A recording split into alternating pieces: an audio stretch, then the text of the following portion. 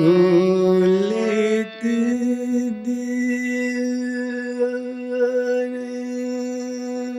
প্রভু যদি আমি ভুলে যাই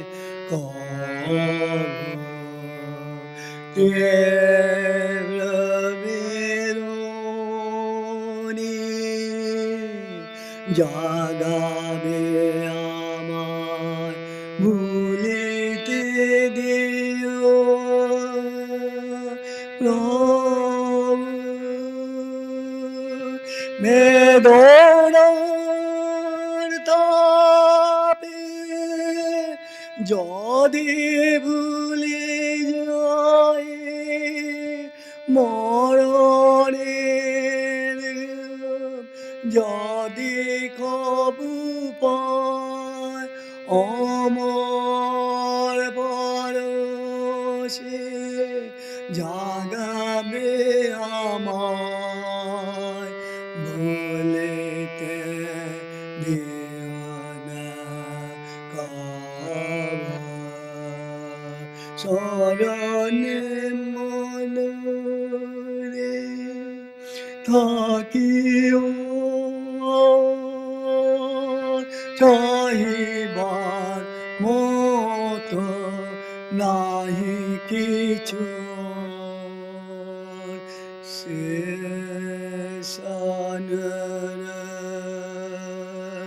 জানাব তোমারে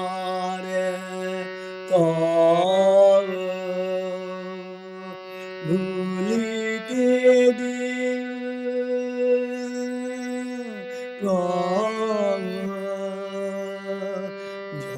যদি আমি ভুলে যাই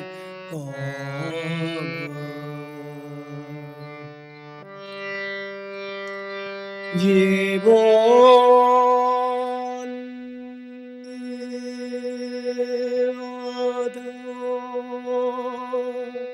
ডাকিও নিমিষ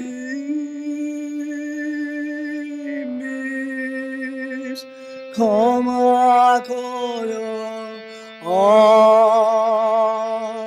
মোরে ওগো সুমহান জগতের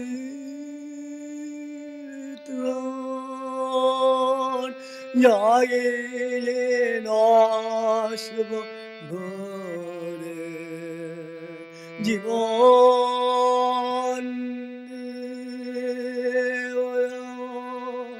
ডাকিও নিমিষ ক্ষমা করো আজ মোরে ওগো সুমহান জগতের ত্রাণ জাগে যে নাশব ভরে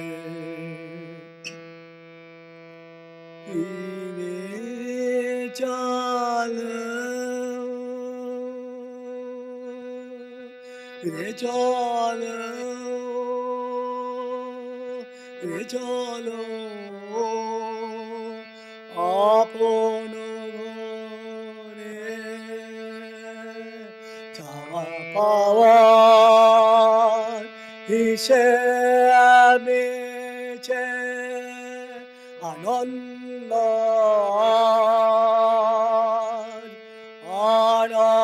আনন্দরে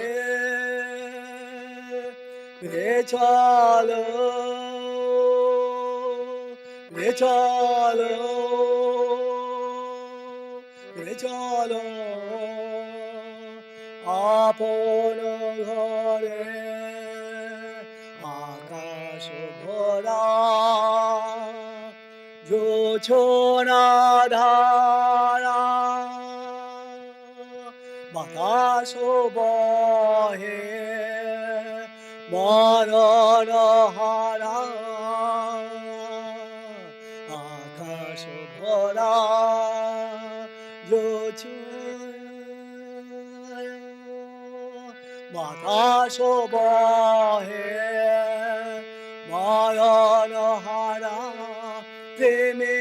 সোরে ভরা ভুবন, প্রেমেরই সোরে ভরা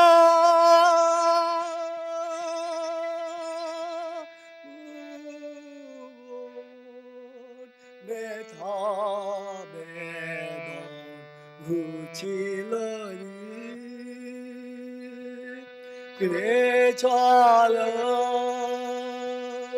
রে চলো রে চলো আপন ঘরে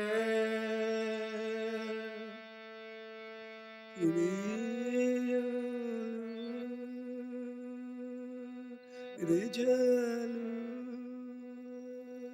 রে চলো আপন ঘরে।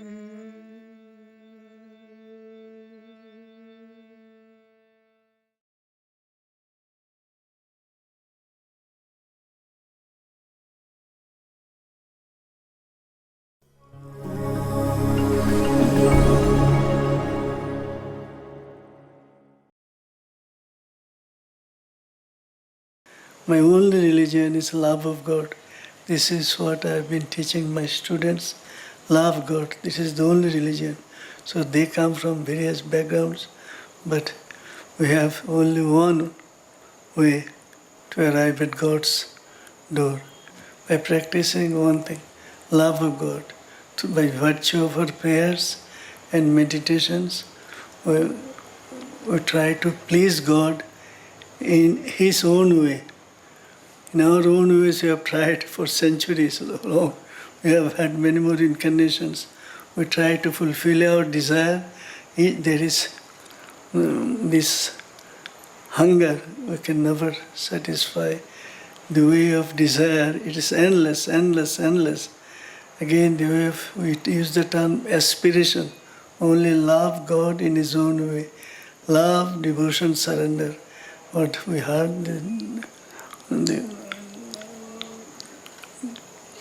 let thy will be done. Ours is the same. We pray to God to fulfill Him in His own way, not our way. When He fulfills our desires from one house to two houses, then there comes a time we are never fully satisfied. Then we suffer from the bite of egos and jealousy and all kinds of things. We think we are very great. Next moment, when you turn, somebody is greater. Then we say somebody is greatest, like this. So when you enter into the world of competition, we suffer. But when we enter into the world of oneness, we do not suffer. Our only desire is to please God in His own way, not always that the inner voice will tell us what is good, what is wrong. The inner voice will never make any mistake. And the inner voice will tell us when you pray and meditate, when you pray like this, we go up. At that time we feel like this. God is listening to us, whatever we have said. But again, we pray to God to make us mind pure, to give us a big heart and all this. Pray, this is our prayer, to fulfill Him. Then again we meditate like this. At that time we are talking to God, whatever we need from Him. Then when we meditate like this, we feel that God is talking to us. He is entering into us and He is saying, you can't do this, you should do this, you should. He advises us. When we pray, we talk to God. When we meditate, God talks to us how to become His good children. So we talk to God when we pray. When we meditate, He comes and talks to us what we should do and what we should not do.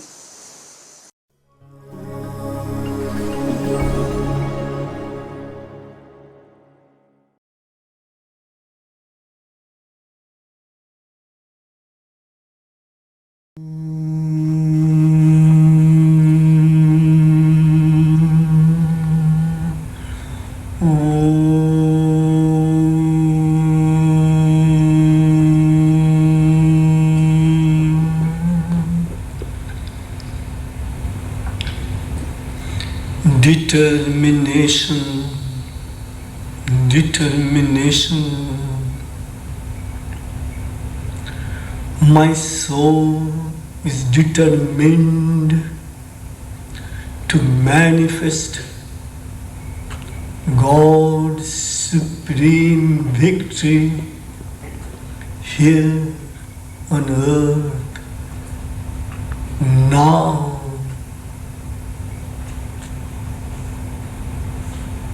Determination. My heart is determined to love God the Creator unconditionally from this moment on until I breathe my last. Determination. My mind is determined to send my doubts, disbelief,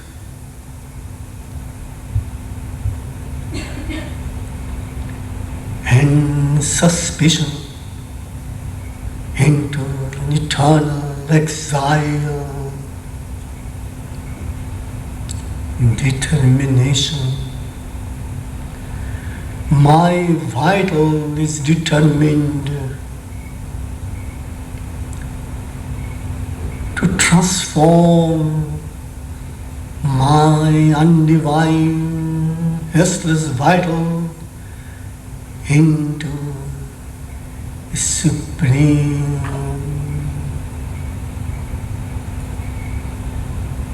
peaceful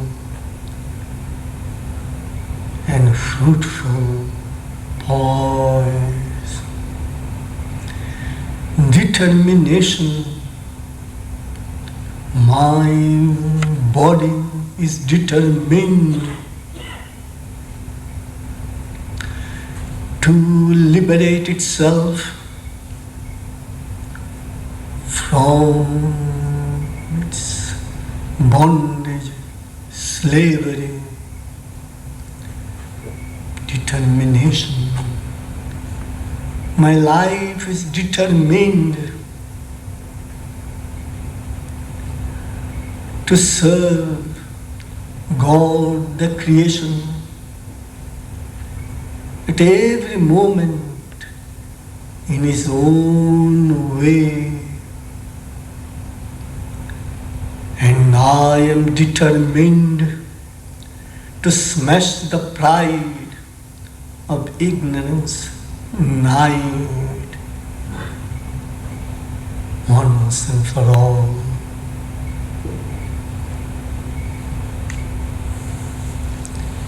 Determination.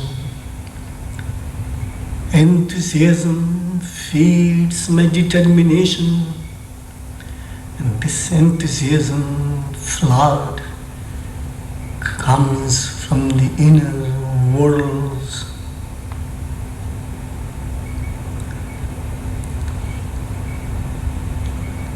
Compassion feeds my determination, and this compassion rain descends from the higher worlds.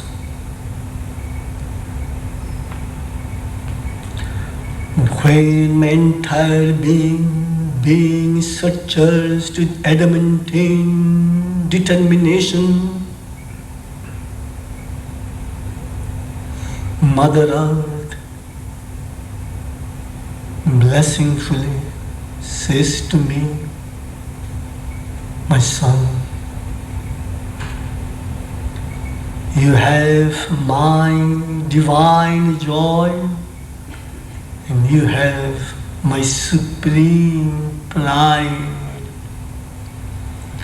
Again, when my entire being searches with adamantine determination, Father Heaven blessingfully says to me, my son, Claim me as your own, very own. I am all yours. Determination, determination.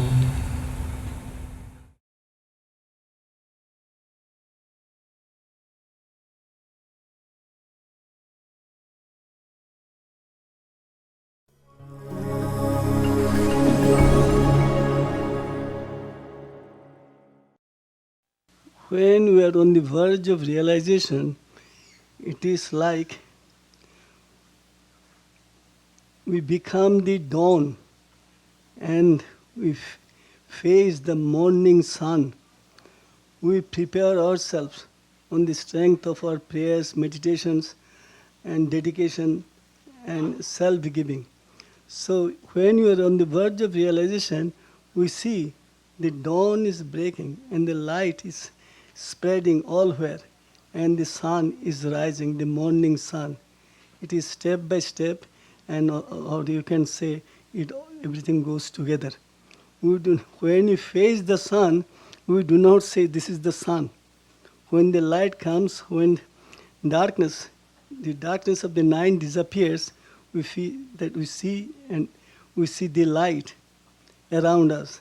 Exactly the same way, when the inner sun bursts forth or the inner sun is rising, we can easily see, not only feel, we can easily see the inner sun rising. Each individual has an inner sun, and greatly advanced souls have more than one. They have 15, 16, 20 like that.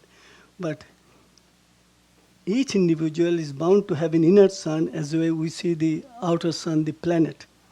When the inner sun is blossoming, say like a lotus, petal by petal, we can see it and we see that our illumination is fast dawning. There is something called human love. Human love is to possess and be possessed. The divine love is to give and give and give and not to expect anything. Divine love is founded upon oneness. In human love, there is always expectation. I give you something, I expect something else from you. The divine love, it is unconditional, unconditional. So, if you can love God unconditionally, then you will be pleased. But if there is condition, you can never be pleased. So, once you accept the spiritual life, we try to do everything for the betterment of humankind unconditionally. Otherwise, we shall blame the world. Oh, world, I have done so much for you. What have you done? Here, the divine love only will try to fulfill the world in God's own way. We pray and meditate, and from our prayer life, when we pray, we feel that we are talking to God. And if we meditate, we feel that God is talking to us. Now we two are here. At one point I am talking to you, and then again you speak to me. So here we pray, we meditate. When we pray, we look like this upward and we feel that God is listening to our prayer. And then when we meditate, we dive deep within and we feel that God is communicating with me. We believe in reincarnation. Here in this lifetime I am on earth for 75 years. These 75, either summer or winter, I have seen. But previously also I know on the strength of my higher experiences, we can call realization, that I embarked on the spiritual journey. I prayed, meditated. This is not my first incarnation that I am doing praying and meditating. Previously I did prayers and meditation. So in this incarnation, at the age of, say, let us say 13, I became fully aware of what I was, with regard to my aspiration, dedication and realization. So it has become quite easy for me because I practiced something hundreds of years ago. So now,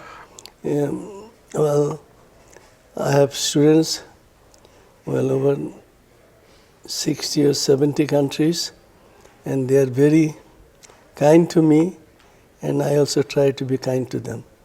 They are very, very devoted to me, and I tell them, I am not the Guru, I am not the Guru. There is only one Guru, and that Guru is God Himself.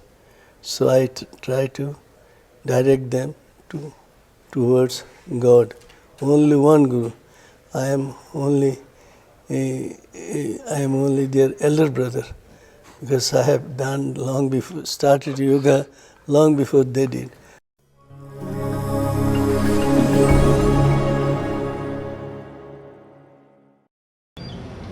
Only a student can learn. If I remain a student of peace, I will be the happiest and the proudest student. Only a student can learn. So it is just I am a student of peace. If people call me student of peace, I will be extremely, extremely grateful to them. Peace is a subject. It is inexhaustible. There is no limit.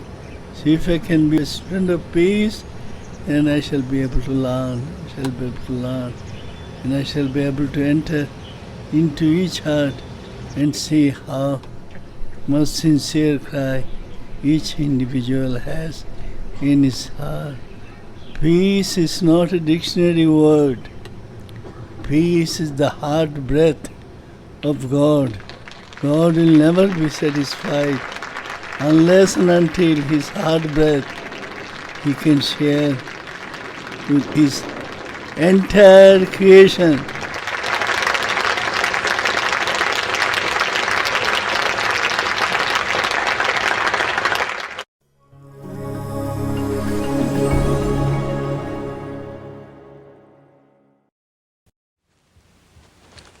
The following program is part of a continuing series of dialogues with major figures in world religions sponsored by the Department of Religion of the University of Vermont. And today we're very fortunate to have with us as our honored guest, Sri Chinmoy. Sri Chinmoy is recognized as a foremost figure in world religions today. He is a poet, a philosopher, a very prolific writer, an artist, and a wonderful teacher and musician. He was born in the province of Bengal in India in 1931, and he studied with Sri Aurobindo at the Aurobindo ashram for a period of approximately 20 years. He came to the United States in 1964 with the Indian consulate in New York, and he inaugurated a series of lectures in 1968, which he has continued now lecturing all over North America. And he has founded a number of centers, study centers, Sri Chinmoy centers. I believe the number is now somewhat over 60 throughout North America, Europe, Australia, and New Zealand. Among his great accomplishments, including the authorship of over 400 books, includes his interest in athletics. He is recognized as one of the patrons and inspirers of the whole field of physical fitness and running, marathon running especially. And today I would like to speak to Sri Chinmoy about his background, his early training, and especially about his work at the United Nations. Sri Chinmoy was born in 1931 in northeast India. There he spent over 20 years in a spiritual community before coming to the West in 1964. He has fostered goodwill internationally and inspired many people in all walks of life with his philosophy, writings, poetry and art.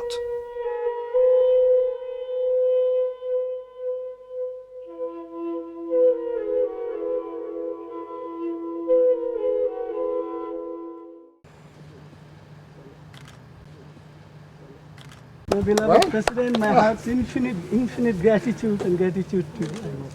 No, thank you very much. Thanks a million. I'm really honored to take part. Sazongena kancinci ngaphakathi. Oh, I see. Yeah, khona abasafuna ukwenza kancinci. Oh, I see. Okay. That's for Okay.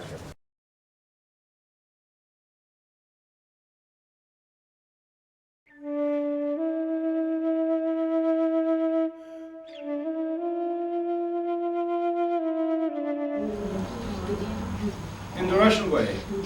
We could do it in the Russian way. Рады вас видеть. I'm very glad to see you. Я очень рад. Я очень. Я застегнут. Фотоаппарат. Фотоаппарат.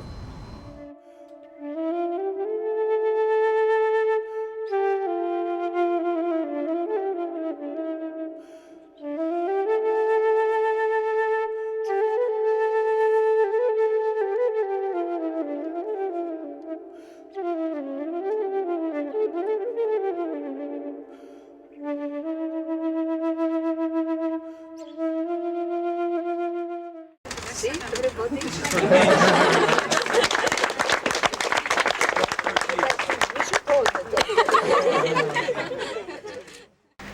We give the thanks Almighty God for things that already are practice. With all thy bounty, lead us to see, Jesus Christ our Lord. May God's blessings be with you all. In the name of the Father, the Son, and the Holy Spirit. Thank you. Thank you.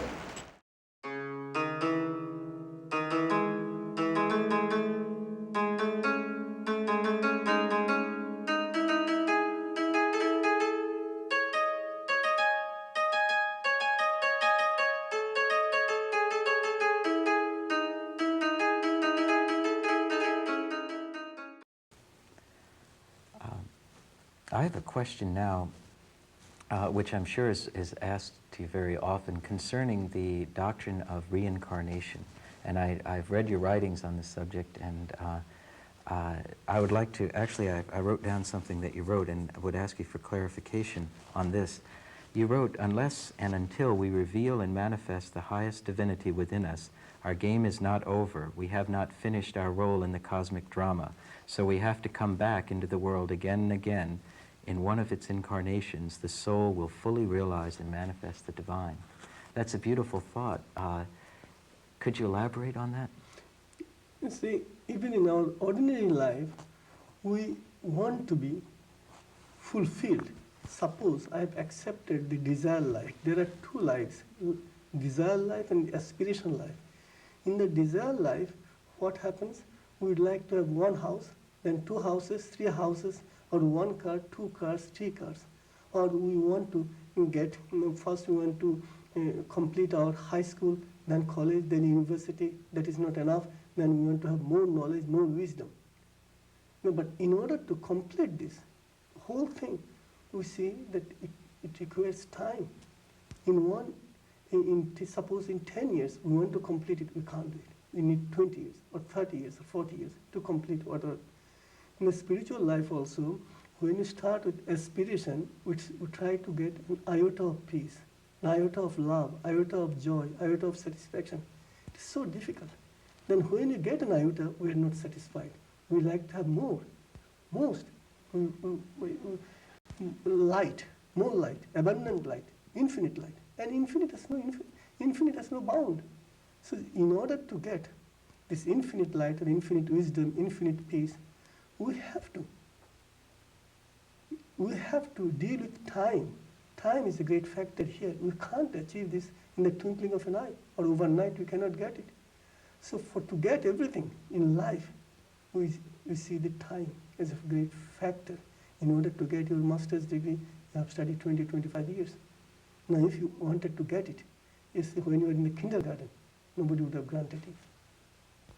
So reincarnation is reincarnation is absolutely necessary if the seeker wants to do something, become something, grow into something. If you want to do something, means you have to do something. You have to become an instrument, or you have in every walk of life, somebody wants to achieve something, do something, and create something, manifest something on earth. So here you want to do something, and time comes right stand in front of you. If it comes in only fleeting seconds you can't achieve.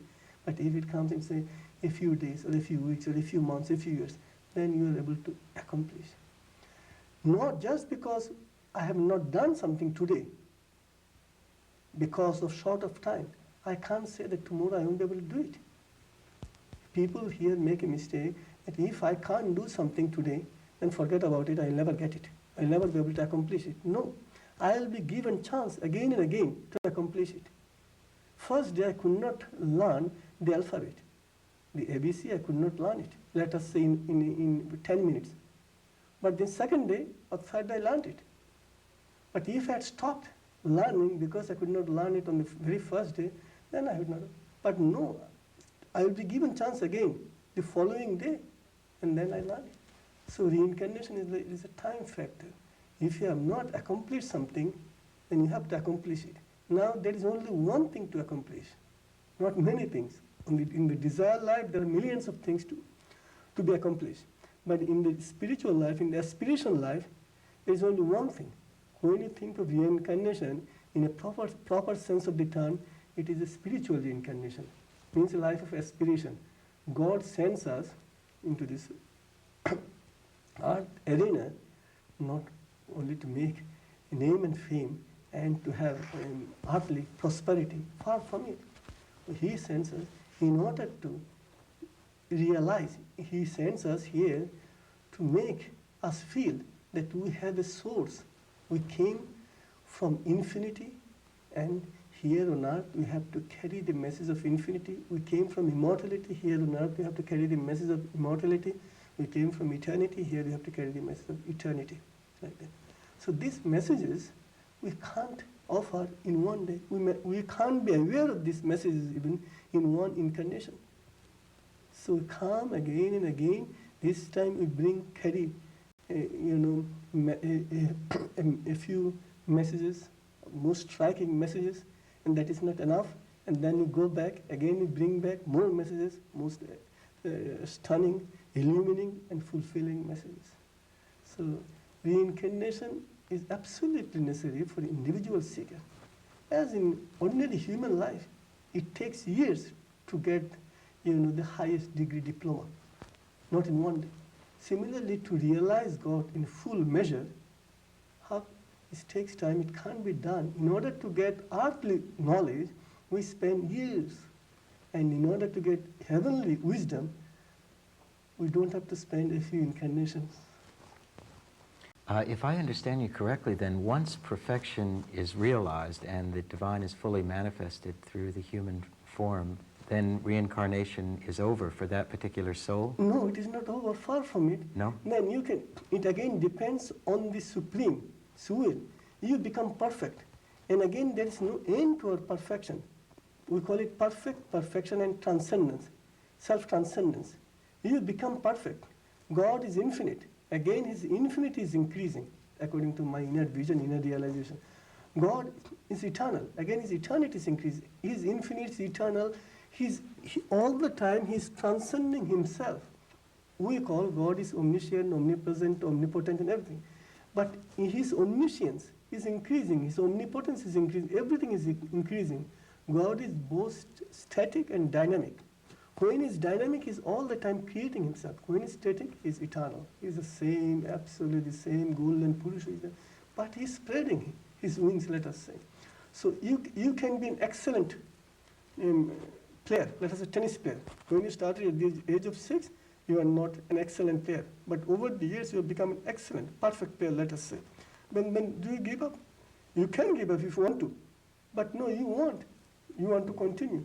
So here also, you can be an excellent professor. You can give up. Well, now your goal, at your adolescent, your goal was to become an excellent professor. Now you have become excellent professor. Now you can give up. But again, if you say, no, I have to offer wisdom to my students. They need it badly. And also I am authorized, I am asked by my inner pilot to be of service to him in my students. Then you continue. But if the inner pilot says, no, my son, you have worked very hard, now you can take rest. Now I will have somebody else to do your job. Let him become the professor, let him illumine the students. It entirely depends on his will. We can't say that if we have become perfect in one thing, that our role is over. The only thing is that role can be over if he wants to. Otherwise, there is no hard and fast rule that you have to give up once you are perfect. No, perfection has no limit. We are in the process of eternal perfection. We are transcending ourselves, ascending all the time. While we are ascending, we are transcending our capacities. So today's perfection need not be and cannot be tomorrow's perfection. Perfection is, after all, satisfaction. When you were a little boy, you wanted to complete your kindergarten course. That was your satisfaction and perfection. If you completed, you were satisfied and you were perfect, you thought. Then you thought that no, your primary school, high school and all that. So each time we attain to some satisfaction, we call it perfection. And again we see that that perfection is no perfection at all, precisely because there are higher perfections in life. In God's case, He has everything, He is everything. In spite of that, He continuously goes on, expanding Himself. It means He's giving Himself constantly, because His message is self-transcendence. So perfection is a continuous movement. It is not something static.